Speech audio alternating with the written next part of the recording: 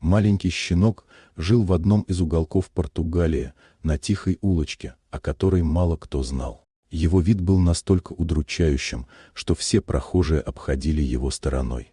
Шерсть собаки была запутанной и грязной, а глаза наполовину закрыты воспалениями. Он страдал от клещей и блох, а его тело было настолько истощенным, что каждая его косточка выглядела через кожу.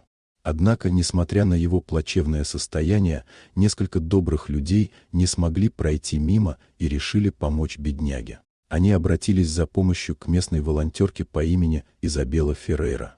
Когда Изабелла приехала на место и увидела песика, она была поражена его состоянием.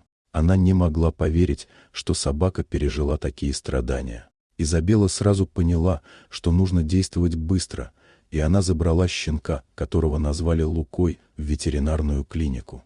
Там выяснилось, что Лука страдает от сильного истощения. Один из его глаз был настолько поражен инфекцией, что врачам пришлось принять решение об удалении.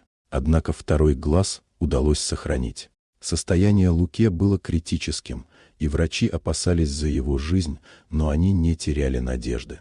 Лечение было долгим и сложным, но Лука оказался невероятно сильным и выносливым. Он с каждым днем становился все лучше и вскоре начал радовать своих спасителей своими успехами. Его шерсть вновь отросла, он набрал вес и стал выглядеть как обычный здоровый щенок.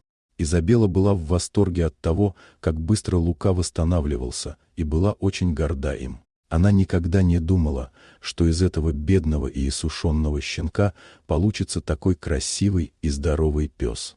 Теперь Изабелле нужно было найти Луке новый дом. И ей повезло. Историю о Луке прочитал Тьяго Роша вместе с женой. Супруги были тронуты его историей и решили забрать его в свою семью. Теперь Лука живет в большом доме и каждый день приносит радость своим новым владельцам. Он любит бегать по саду, играть с детьми и наслаждаться жизнью. Его страшные дни остались позади, и теперь у Луке есть все, что нужно для счастья – дом и любящие люди. Вот такая удивительная история. Дорогие друзья, напишите в комментариях, откуда вы смотрите это видео. А если вам понравилась история, то поставьте лайк, а также подписывайтесь на канал, впереди еще много интересного.